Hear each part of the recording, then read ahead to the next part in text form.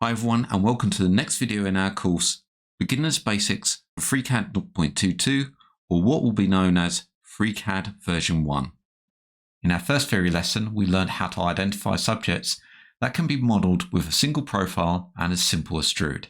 The following exercise subject can be captured digitally in the same manner. We've already covered the reasons for our workbench choice in the previous video, so we know we're going to be using the part design workbench for the first part of our series. In conjunction with this workbench, we'll also be using the Sketcher, a workbench designed to create 2D shapes, which can be used in 3D operations to create features. The tools that you will learn in this exercise are shown on the screen now. And this lesson will take you through the basics of using the Sketcher, and we'll get to know the part design. If you like what you see and you want to donate to the channel, then you can do so via Ko-Fi or Ko-fi at ko-fi.com/mang0 or via PayPal at paypal.com/paypalme/DarrenBEstone. I also run a Patreon where you can get early access and additional content, and that's at patreon.com/MangoJellySolutions. Links can be found in the channel header, on the About page, or in the descriptions of these videos. So I've already opened up FreeCAD, and I'm going to create a new document by coming out to the new icon here, or coming out to File and New. If you're not already in the part design, then use the drop down and select the part design. When we first use the part design, you may see that these toolbars are up here, something like this. So what we need to do is first bring these down to the toolbar below, separating out the standard toolbar, which is available on each of the workbenches, and spacing out our tools so we can find them easier. All we have to do is find the first tool, hover over the vertical dotted line, and drag this down and pull it over to the left hand side and dock it directly underneath the standard toolbar. We'll do this for each of the toolbars of the part design. So you can see I can place this one in here, and now we've separated out both those toolbars. Also remember that we need to have the task pane, this one here, and for this lesson we're going to combine it with the model pane. So just drag it into the model pane so you can see those two are highlighted, and let go. So we've got the model and the task as separate tabs within. We can change the tab order by taking one tab and dragging it to the left, but I'm just going to leave the model and task here. For the lessons, I'm going to be using the touchpad control. So this is a navigation style, and we can change the navigation style from down here, from this drop down. This was explained in the navigation video, so if you haven't seen that one, I suggest having a look at it now. A part design workflow starts from an object called a body. This is located here in FreeCAD, create body. Also, it's located on the task, and we can create the body from the task pane. The body serves as a container for organizing different parts of your design. There are two routes to implementing our workflow. One is to use the toolbar, and the other is to use this task pane. This will give us a helping hand through the process. My preferred approach is to use the toolbar or the menu systems. Let's first start using the task pane to show how we would use it. First click Create Body. You notice the task pane has changed and it's showing the next operations available. Over on the Model tab, you'll see a body has been added. Within, it has an origin that is grayed out. If it's grayed out, it's not disabled, it's just hidden from view. The origin represents the coordinates, planes and axes of the body, and if the body moves, the origin will move with it. Notice that the body is in bold, indicating that it's active. If it's not in bold, then right click and select Active Body. So here you can see it's not in bold. I can right click and select Active Body, or we just double click on it. We have to have an active body to add a sketch to it. We will now create a 2D object to start our modeling. If we come back to the tasks, you can see the Create Sketch is here, also available from the toolbar. If this isn't available, it means that we've unselected the body and we've gone to the task. So you can see that we've just got Create Body here. go back and select the body, and then select the task. So let's select Create Sketch, and you'll notice the 3D view has changed. What's been shown are the planes of the body. If we look back to the model, you can see the origin, this one here, is now visible. What FreeCAD has done is made those planes visible so we can sketch upon them. This is known as attachment, where we attach a sketch to either of these planes. Since the subject we're modeling, as we know from our theory lesson, can be created from one sketch looking from the top down, we're going to take the plane closest to that view, the XY plane. We can select it from the screen or select it from the left-hand side.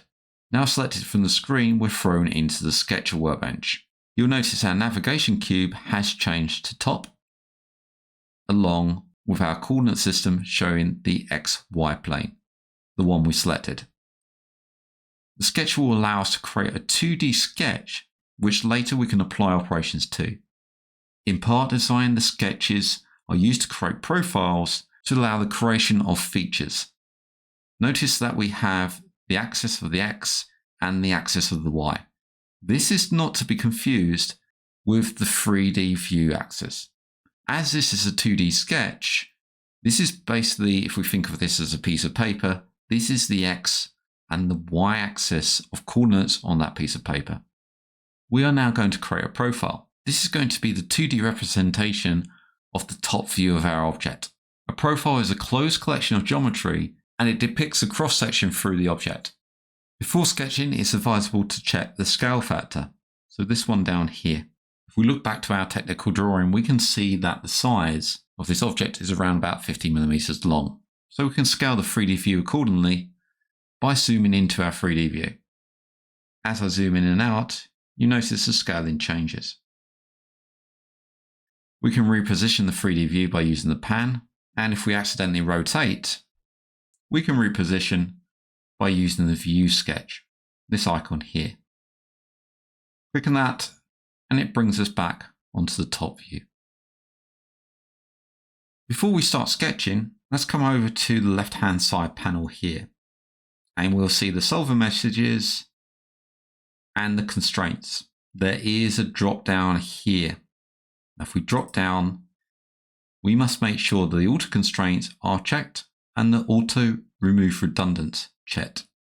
We'll see how these work in a moment. Let's first create a simple profile using a single rectangle, this one here, which we'll click and create a rectangle, say in the top left of our 3D view.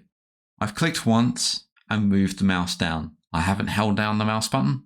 And what you'll see is that we've got the dimensioning at the top and left-hand side for the rectangle. If you cast your eyes to the top, you'll notice that the width has already been highlighted. This means we can type in our dimension. So let's type 50 and then press the Tab key on the keyboard. The dimension will be applied and we can add our height. Again, type in a figure, and this time 30. If we hit Enter on the keyboard, we now have our rectangle, and if we zoom in or out, we can see that the dimension has been applied to each of the sides. You also notice that the tool is still enabled. If you look at the mouse pointer, it still denotes a rectangle. To cancel the tool, we either hit Escape on the keyboard or press the right mouse button. Our rectangle can be dragged and moved around the screen. And this is because the height and width are dimensions. To change a dimension, we can hover over one of the dimensions and double click it. We'll get a pop-up window appear and we can enter in the new length. Once we've entered the new length, we just hit OK and that will be applied to our geometry. The geometry within is a closed sketch. That's because it has a border without gaps. The constraints that we've added, if we click on them, we can see them in the left-hand side here. So this one is a horizontal distance constraint, and this one is a vertical distance constraint. You also see that there are other constraints in here. So this one here, if I click off and click on that one, we see it highlighted on the left-hand side here. This one is a horizontal constraint, and this one is a vertical constraint. It keeps these lines horizontal, and this one vertical. These points here will have a coincident constraint. So we have these one here, and you can see them highlighted in green as we click on them. And they move around the object. Coincident constraint is where these two edges meet and they've been joined together. The rectangle itself is not an actual shape. It's just four edges that have been connected together with a number of constraints. And you can see those lines, those four edges, if we look to the left-hand side here. So you can see we've got 1, 2, 3, and 4. An edge is created out with a line and 2 points on the ends. And we can see that with this top one. We can select it from this column here of this line. If I select the other column, you see the point has been selected, and the other column here, this point has been selected. They can be selected from the screen by left clicking on them, and you'll notice that they're added to a selection known as a hungry selection. This means that I can go around this object just clicking on these lines, and if I want to unselect them, I can just click them again. And that unselects them from our selection. At the top left, under the solver messages, you'll notice that it says under constraint to DOF. If I unselect everything by just clicking on some blank space and then select this link, this will show the unconstrained elements. So you can see the green points here are unconstrained. What this means is that this geometry can still move in 3D space along the X and the Y of the sketch. It's best practices to have a fully constrained sketch. If I was to create a simple line, if we come up, we see this tool here. If I drop this down, we see that we've got create line within. Click on the tool and create a simple line and place it at an angle, something like this. On the left-hand side, you notice we've got 4 degrees of freedom. I'm going to right-click to cancel the tool. I'm going to start constraining this down. The first constraint I'm going to use, so I'm going to select the line, left-click on the line, and come up and use this tool here. Constrain horizontally or vertically. If I click that now, it adds a horizontal constraint. If I was near to the vertical, it would add a vertical constraint. You notice the degrees of freedom have decreased. We've now got 3. The 3 degrees of freedom, notice the points have been selected. Each of these points can move in the Y, and this point here can move in the X, and this point here can move in the X. So we've got 3 degrees of freedom. If I click on this constraint here and delete it by hitting delete on the keyboard, now this point here can move independently from the other point in 1 degree of freedom, 2 degree of freedom, and the same on this side, 1 degree and 2 degree. The act of adding a constraint by clicking on it, this line here, and adding that constraint, reduces its movement. So now we've added that, let's reduce this even more. Let's select the line and add a dimension. I'm going to drop this down and use the constrain horizontal distance. Click that, and let's add a constraint of 60. And hit enter. We now got 2 degrees of freedom. So if I move this point, it moves along the X and the Y, along with this point here, equaling to only 2 degrees of freedom because the points are locked against each other. If I take this point and say this vertical axis, the Y, and click on it, so click the point first and the vertical axis, I can constrain that point to this axis. This constraint here is a point on object constraint. If I click that, the point gets connected to the object. Now we've got 1 degree of freedom. The points can't move from left to right or along the x-axis. They only can move along the y, leading to 1 degree of freedom. To fully constrain this, I can say take this point here and this one and create a coincident constraint. So I'm going to override this constraint, this point on object constraint. because this one's not needed anymore. If I create that coincident constraint, you notice that the point on object constraint has been removed. And this is because we have the auto remove redundance. So this has removed the redundant constraint. And now we're fully constrained. It's gone green. We've got fully constrained. It can't move. Fully constrained sketches in FreeCAD means making sure that all the geometry in the sketch is precisely defined and locked into position. It becomes accurate, stable, and predictable. Please note it's not essential to create a fully constrained sketch, and in a number of cases it will go against the design intent. So with that in mind, let's go back to our modeling. We have 2 degrees of freedom. So we need to constrain this. We can either constrain it to this center point here by one of these corners, or we could center this symmetrical to the center point. This center point is location 0, 0 at the sketch. So we have a decision to make. We're going to go for the center, so we're going to make a symmetrical constraint. And to do that, we need to pick 3 elements. So as we saw, the axis can be selected, and also the center point can be selected. Let's click on some blank space to make sure nothing's selected. The symmetrical constraint lives here. So you can see as we roll over it, we get a hint of how to use the tool. If we want to constrain this object symmetrically, then we've got to select this point here, and we'll select the opposite point. So selected the 2 points from the rectangle, and then our last point is the point that's going to be made symmetrical to. So I'm selecting the center point. If I use the tool now, it fully locks down the sketch and it's constrained symmetrically to this point. We see that the geometry in the sketch is all in green. So fully constrained, as we can see from the left. Also, you notice the arrows here show the constraint that we've just added. And if our symmetrical tool is still active, like so, we can right click to cancel.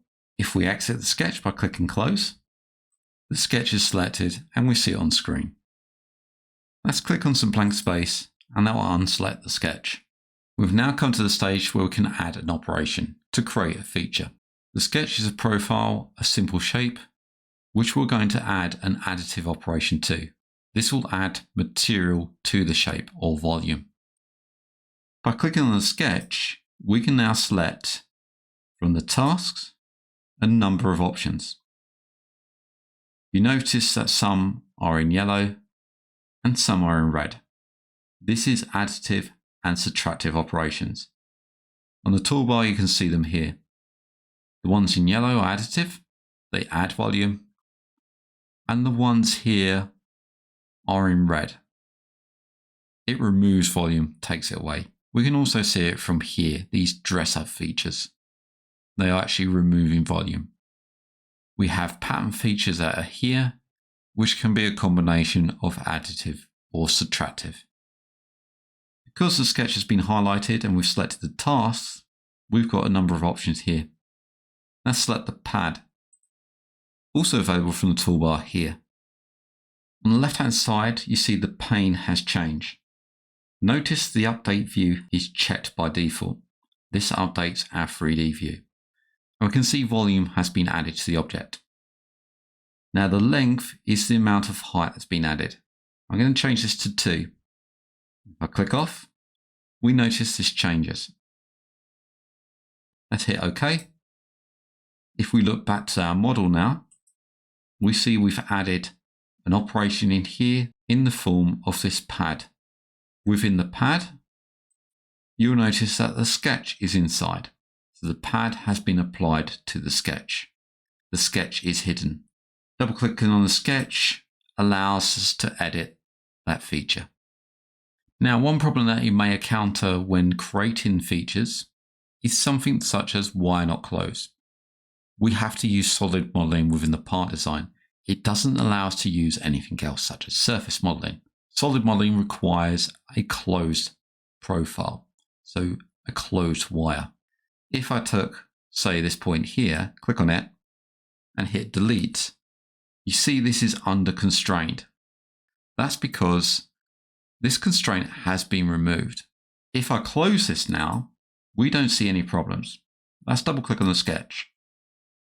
If I take this point and move it, so I'm going to move this downwards. So you see it there. It's created a gap in here. If I close this now, you notice the pad has got an exclamation mark against it. It's saying wire not closed. I'm going to delete this pad. Click on it and hit delete. So I'm just left with the sketch. You often see this manifest if we click the sketch and add operation upon there. So in the part design, if we add a pad, we get this message, why not closed? And if I hit OK, we get the pop-up message. Sometimes this can be hard to find. I'll cancel this and double click on the sketch. And I'm going to zoom quite close and move this point up. So it's just by the side of this point. And if I zoom out, you can see it looks like we have a closed sketch. But the minute I hit close and try to pad this, we get the error. Sometimes this can be hard to find. There is a tool within the Sketcher that we can use to identify these types of errors. If I come over to the Sketch workbench by using the drop down, clicking the sketch and coming up to Sketch and Validate Sketch, I can use the Highlight Troublesome Vertices on the left-hand side here. If I click that, we can see a little crosshair has been shown. So I know I've got a problem around this point. Close it and double click on the sketch.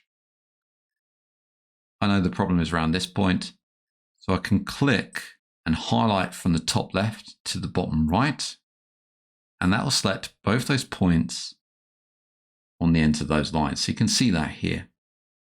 And we just add the coincident constraint.